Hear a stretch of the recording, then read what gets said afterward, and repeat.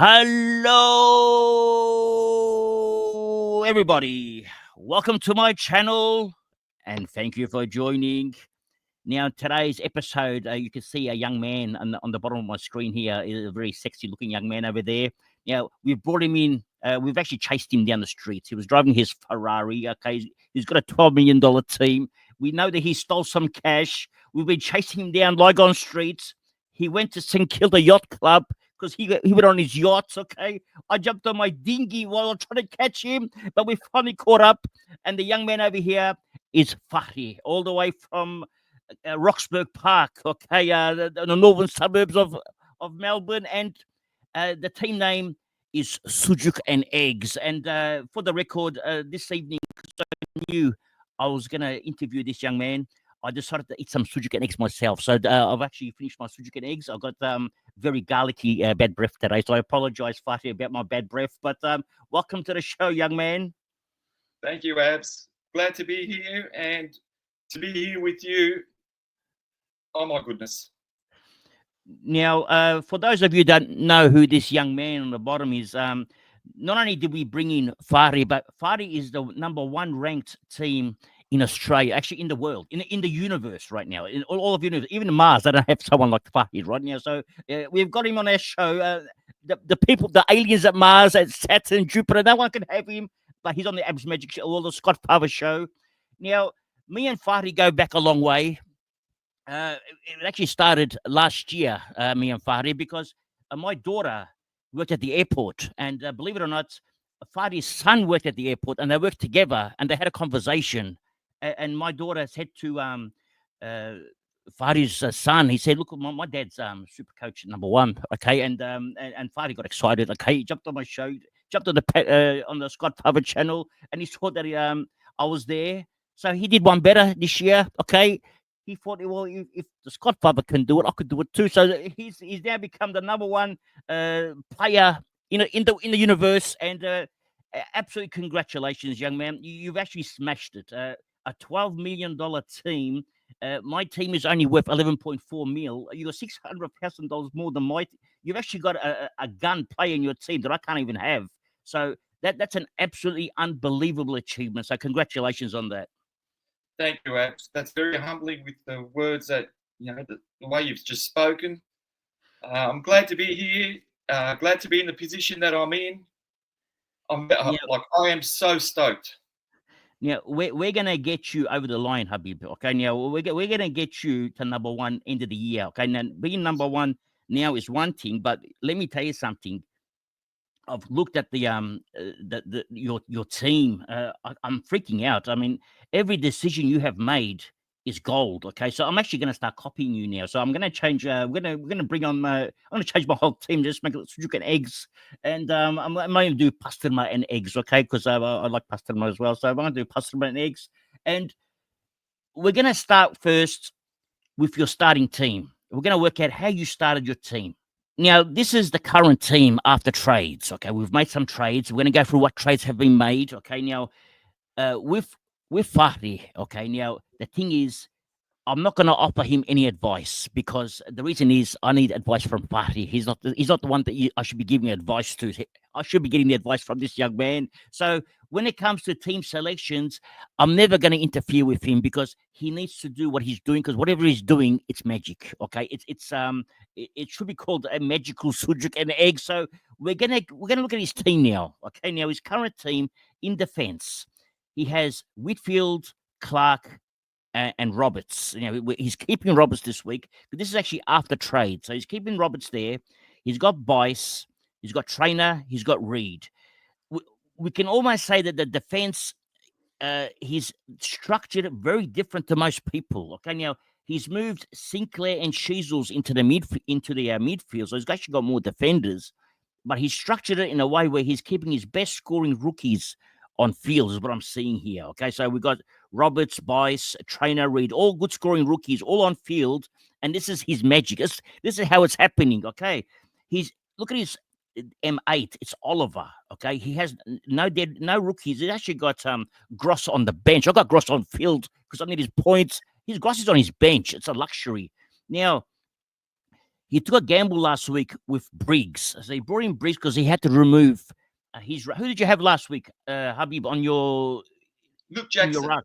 Oh, you had Jackson. That's right. So we had to take out Jackson. Okay. Now I call my friend here Habib because he's my Habib. Okay, that's why I call him Habib. He's the love of my life right now because I'm very excited. So anyway, I'm gonna call him Habib, and we've got Briggs here as at R2. Okay, now Briggs is a gamble, but he's there to make cash for him as well.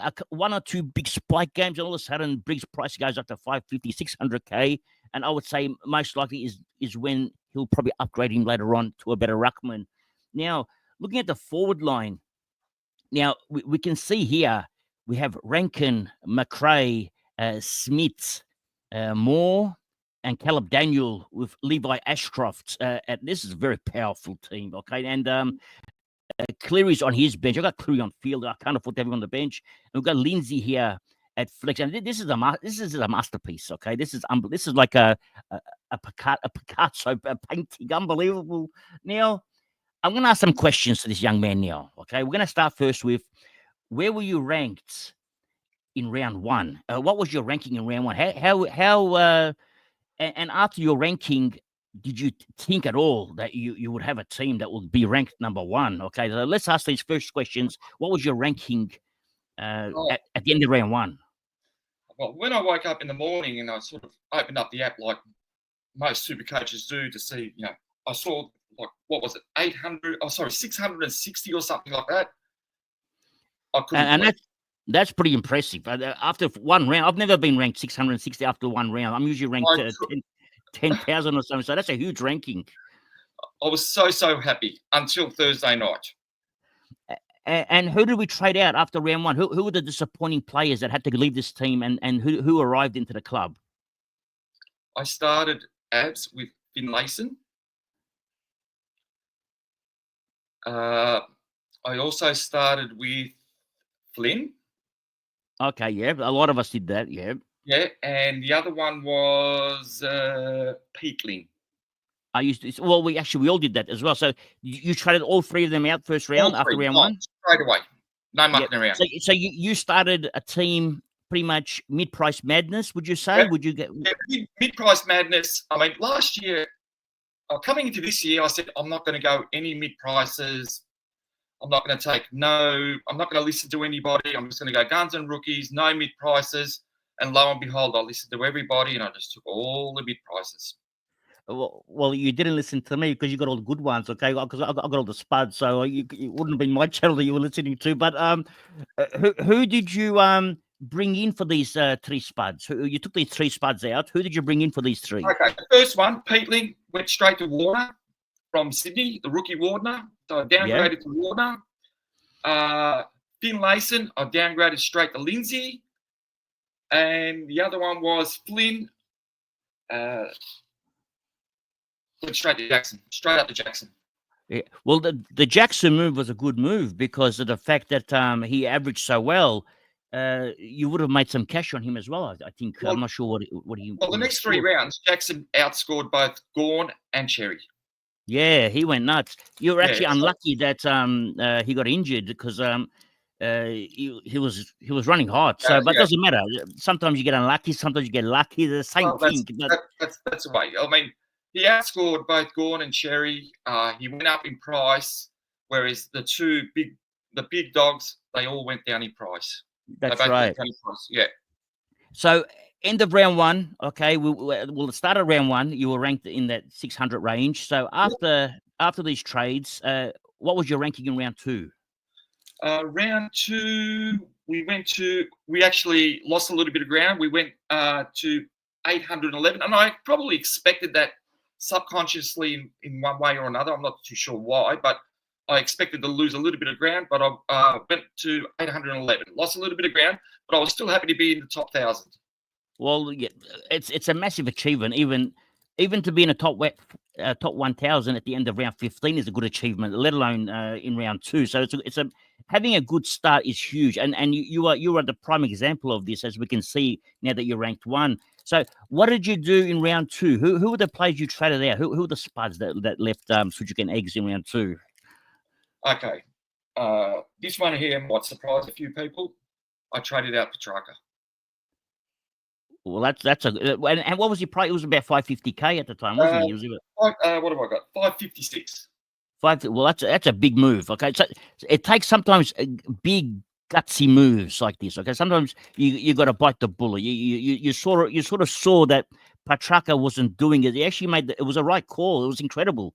And these are the moves that shape up champions, we should say. So it was a good move by you, Petrarca. Who else did we remove out of this team? It's going back to Petrarca. It was either him or Will Ashcroft.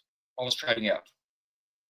Yeah, and because Ashcroft wasn't in good form at the time, was he? He was like he went back-to-back 70s or whatever it was. I can't remember now. So I was in two minds: Petrarca or Ashcroft. Petrarca might get DPP forward. Do I hold on to him? It was a flip of the coin. I got rid of Petrarca.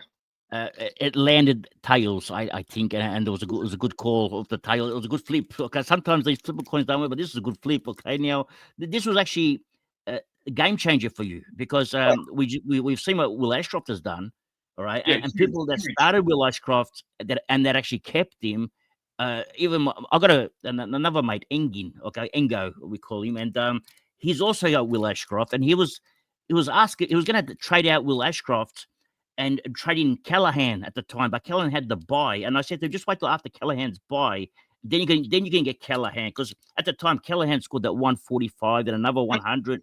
He was looking good, but then Ashcroft scored the 100. Callahan didn't play. We said might as well keep Ashcroft now, and then the rest is history for Ashcroft. He just went nuts.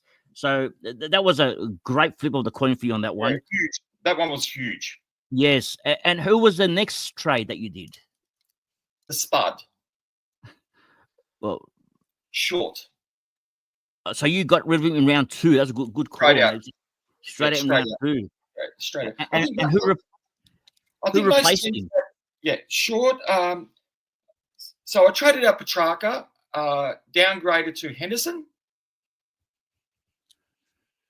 Traded out short, bring in Whitfield. Yeah, that's a good move. That one worked. And traded out Schoenmaker, who I started with, but I had on the bench, wanted to see whether he came back or not. So I gave up on him and went straight to Sinclair. So that was actually a pretty similar move to what I made that round, except I brought in Zorko and Sinclair. You brought in Whitfield and Sinclair, and Sinclair scored that 160 odd, I think, from memory in that Correct. round. Or was that the following? I can't remember, but I remember he went nuts. Yeah, that was it. That particular round, I was like deciding, do I bring in Whitfield or the Magnificent one? Zorko the Magnificent actually scored the 130 that week too, I think, off memory. So he actually, or was it a 140? Correct. He went big. He went big as well, yeah. Now, that particular trade, if I had gone, I mean, I don't like using the word if-abs, like we hear that a lot. But with this particular one, I want to, instead of picking Whitfield and gone the Magnificent one and captained either Sinclair or Jackson, which I was going to toss of the coin, for some reason it didn't work out. That particular round, I would have been number 1 for the round. And that's coming from 8-11. So coming from 8-11 all the way to number 1. Number 1 for the round, you said, like the high score of the week. For the week. Wow, that would have been a bonus. And I've actually never seen anyone that finished first ever have a higher score of the week as well. So you would have done a first ever in history of AFL Supercoach if you did that. But so what did you get ranked that week? So you must have been very close to the top 100 that week then. That was the week round 2, 8-11. No, that we come in at 5. You came in at 5. That's huge, a massive jump. Yeah, 8-11 down to 5. And that's, to be honest, okay, when I saw the teams and I saw Fahri at number 5, okay, I had to look twice. I was scratching my eyes. I go, this can't be the Fahri that I know, surely. And it was. I fell off my chair. Actually, I had to go to the hospital for a little surgery on my back because I hurt myself falling off the chair after seeing that you came number 5. But that was huge, okay? I couldn't believe it. I was so happy for you. And that was huge. It was massive, and you can. These aren't life-changing moments, but these moments bring joy to life. That bring you good memories, And this is the time of your life now where you're actually enjoying Supercoach at its peak. This is what you can call the biggest enjoyment ever in a hobby that we're doing. So it's like winning a poker tournament right now. Because I know you're a big poker player as well, and this is huge for you. So now you're ranked number 5. How are you feeling right now? Are you tense? Are you nervous? Can you sleep at night times? Are you what's going through you? What's going I, through the mastermind of Sucuk and Eggs right now? I haven't slept for 2 weeks, Abs. Two, well, and it's only round 5, I think. So you got another 19 or 20 weeks to go. So you need to get on some beauty sleep. I know you're a beautiful young man. I can see the face, but to keep that beauty, you need some beauty sleep, young man. So we've got to make sure you get some sleep. Now, what happened now? You got some trades to make. You got decisions. You have a whole week of restless nights in the round 2. Who have you traded out now? Well, the horny man wasn't going so well, so like I couldn't watch him. I couldn't watch him anymore. And watching one of your videos, I mean, I've seen every single video that you've ever posted on YouTube, but this one, I saw you go to Rail, and yep, I traded out of the horny man and went straight to Rail. Maybe you shouldn't have watched that episode. Okay, maybe that was a bad episode for you, but yeah, well, we did the same thing. Well, actually, Raul that week didn't score that well either, did he? And the horny man scored a 150 or 140. He went nuts. So that was a shock. I actually felt so bad when I saw that as well, especially when I saw that, because I saw your team, and as I was been following your team ever since that week. And when I saw that you had Raul, and I was because you never told me that you did it because of me, and when I was watching it, and I was thinking to myself, I hope he didn't bring in Raul because I brought in Raul, because whatever I've done this year has been disaster. Okay, whoever I trade out scores a 150. Whoever I trade in scores under 100. So I was hoping it didn't happen to you because of me, but unfortunately, it did. But luckily, Raul came back last week. The horny man. I mean, I was in the same boat. I think 20,000 people were in the same boat when we traded out the horny man. He didn't look like he wanted to play football. Okay, he was just running around, dropping. He didn't look like a footballer. So he turned it around the minute we traded him out. But would you be interested in trading him back in? Have you considered that? I could do that this week. Okay, yeah, because in your situation, okay, now I'm not going to be one to offer advice, okay, because of your standing at number 1. But what I would say, what you would need now is not too many pods. You would want to have more common players, because if 68% of people behind you have a player like the horny man, you would want to have the same player as them, so that way they can't catch up to you. Because if they have a player, if let's say for argument's sake you have a Petrarca and they got the horny man, so it's then Petrarca versus horny man for them to catch up to you. Correct. But if you have the horny man and they have the horny man, one of their big assets is gone. Okay, they can't catch up to you because you got the same player. It doesn't matter what he scores now. So that's spot on, Abs. yeah. So I would try to get all these pods, these anti-pods, and just eliminate them, especially if they're good ones. If they're bad ones, don't worry, go against them. But when they're good ones, you want to get them too, I think. And I think you're on the same track, because for me, I've anti-podded him now because I'm ranked 16,000, whatever, I'm 15,000. It doesn't matter. Okay, so I have to go against the grain now. But you're in pole position. Okay, you want to have the same tires as the cars behind you, or all the Ferraris behind you. You have to have the same wheels in the same condition. So that's what I would do. Okay, if I'm ranked number 1. If you're ranked number 200, for example, different story. You need to catch the leader, but you are the leader. Okay, so you're the pace setter now, and they have to catch you. So that's my advice to you on that one. Now, who was your other trades that week? We traded out Nevitt. Okay. Well, he was he injured that week? I can't remember. Actually, he was injured, wasn't he? No, he wasn't named. He wasn't named. That's right. He Yes. wasn't named. Some sort of plantar, similar injury to a Dacos or whatever it was. But Yeah. straight up. And you brought in, who did you bring in for that week? Vice. That was a good one. And was he on field for you as well? Absolutely. Because he had a massive. Straight on 124, I think it was by memory. Yeah, it was a huge game. So Okay. we had Nevitt off and we bring Vice in.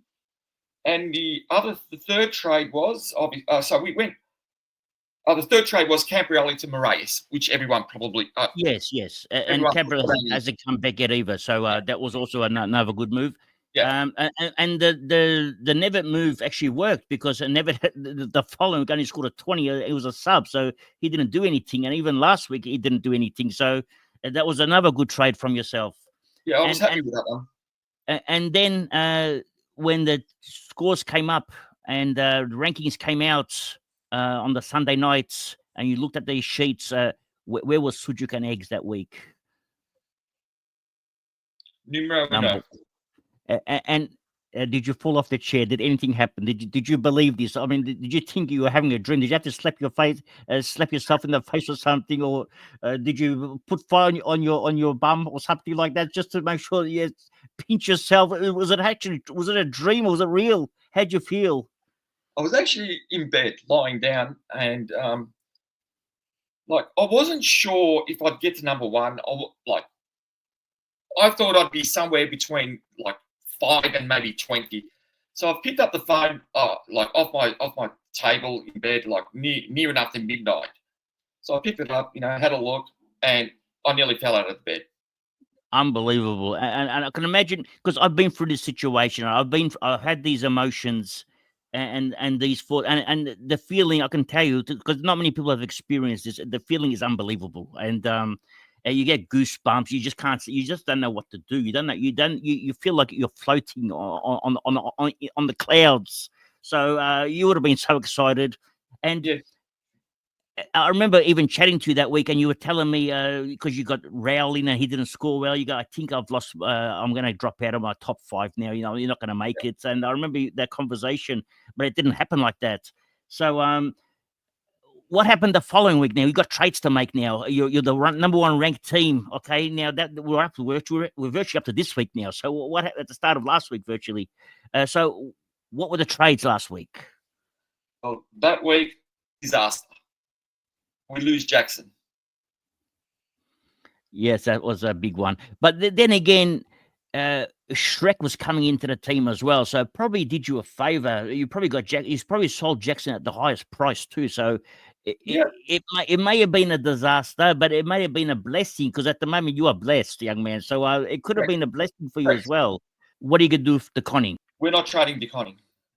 We're holding on to DeConning and Briggs until the buys. I like. Okay, this is the executive decision. They've had a board meeting then at Sucuk Eggs, and the executive decision has been made. And I like the stance of this young man. Okay, and you've heard it first. The number 1 ranked team is going to hold on to the conning. Okay, this is powerful stuff here. Now, I've noticed your starting team as well. Looking at the team, you didn't start any player above 600K. Every player was under 600K. Now, I'm not sure if you can hear in the background the cats are fighting. So we have a violence in the background. The cats are fighting. So anyway, the cats have stopped fighting now. So no player above 600K in your starting team. No Neil. No. There's nobody. Everyone is under 600K. That's insane. I love it. Okay, so you've gone money management virtually. You've gone to the markets at the start of the year. You've gone for all the mid-price crazy players, and it's worked out for you, and you corrected them straight away. That's the main thing. You didn't hesitate. The minute you saw players not performing, you made a decision. I'm going to trade them out, sack them straight away, okay, and then bring in the better ones. What was the other trade for round 4? What other trades did we make? Okay, Jackson, O'Driscoll, and Warner. The rookie Warner out. Briggs, Cleary early. Wow, that was a big one. Yeah, no Dudley or Budley or Sudley or whatever his name is. Yes, that was a good call. Okay, now, And I actually, before you go there, all right, I saw your team and I saw Cleary in your team, and you scored the 80 points, and you had him on field. Okay, on now, field. yes, I saw that, and when I saw that, I said, "How did he know?" Okay, how does he know everything? Okay, now, so I'm trying to read your mind because you're a mastermind. Okay, not many minds can get to number one, and I know you're a poker player. So poker players think a lot when they do their moves. Okay, you're a chess player, a poker player, and a super coach player. So bringing Cleary was genius early on. I know my mate Engo also brought in Cleary early. He didn't tell me he's going to score 80. So you both, unless you both contacted each other and did it like this. So I'm not sure how that worked. With Cleary, it was suggested by one of your Twitter followers who's been messaging me all week. Right. Was He that Clyde suggested Broom by any chance? Chris Davis. Okay, yes.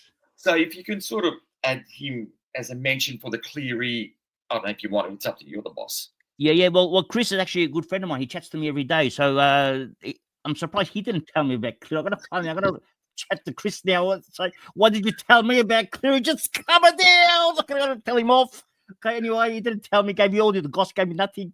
But that's huge. And well, thanks to Chris now for this one as well. And massive. And who was your other trade? You were going to give you. I did cut you off, so I apologize for that. And you did make one more trade. Who was the other trade? You know how you were talking about earlier how to bring in a player where everybody's got. This was more of a defense maneuver of bringing Sheasel when everybody was trading him out. Or not everybody, but when people were thinking about trading Sheasel out, after he scored the 144, I couldn't let him go at 570,000 or whatever he was. So it was about a 70,000 discount on what he did before. So I had to bring him in. Not that I wanted to, but I did. And that explains your team value. You buy low and then you sell high, because by not starting all these 600K players, you've brought in Cheezel. We paid 630K for Cheezels. 68% of the community paid 630K for Cheezels. You only paid 570K, so you got 60K discount. That's the key. You've actually unlocked the key to Supercoach by doing this. And the key is don't pay top dollar. Buy low. Even the starting team. Even we saw last year's champion, Jovan. He didn't start one player that was 600K. Everything he brought was cheap at the starting team. Then he built on that. And that's what you've done as well, and you've mastered it. So congratulations on that as well. So huge efforts.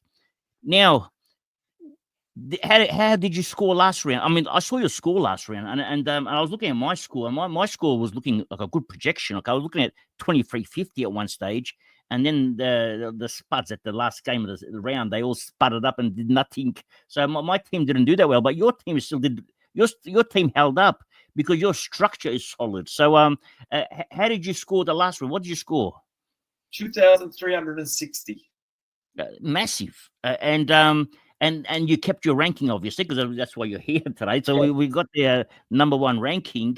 Now, have you thought about your trades for this week? Have you sort of have an idea what you want to do this week? Have you gone through a few different scenarios? Have you sort of finalized what you want to do? What you see on the screen is non-negotiable. That's not changing unless shock, exclusions, so forth, whatever it is. The only one is, so that's two trades. I'm adamant on leaving two trades because everyone's trying to bring in Dacos this week. I have no idea why, but next week, everyone wants to bring in a Stewart. I can't see how anyone can do all this stuff. Like, most teams don't have cash on their bench. Yeah, especially Abs Magic has no cash nowhere. Okay, so we're rooting for it as Magic. So it's either I go early on Roberts to the Horny Man to put up another defensive move against the general, like everybody else. So instead of or anti-potting him, we're gonna block him. So we're gonna use him as a blocker. So I like that. I like that move. Yeah. yeah, so it's that, or I'll leave it as is with the boost still there. I mean, I can always get Roberts next week because there's no rookies to bring in. I mean, that Carroll guy, he's speculative, Yeah. very speculative. That's the only, or Al Hawi. I don't even know how to pronounce his Yeah. name. Well, we call him Al Habibi at Abs Magic. So he's Al Habibi for us as well. And Or the other one, whether he comes back or not, a bit too expensive. Like that's too much for me. But Bowen, you were talking about, or the Tsatsis, yeah, 200K Tsatsis. Yeah, So that's yeah. So they're probably the three. So next week's, I mean, this week's a little bit easier for trades than what it's going to be for next week. It'll be interesting to see what happens next week. yeah. The interesting one is going to be. I like the fact that you're holding TDK, okay, because of the fact that everyone else has got him. All right, so I like that you're holding him, and because you blocked him, okay. So you've got a lot of blockers there. Now, if you see that the general population is trading him out, would you consider trading him out, or would you still hold him?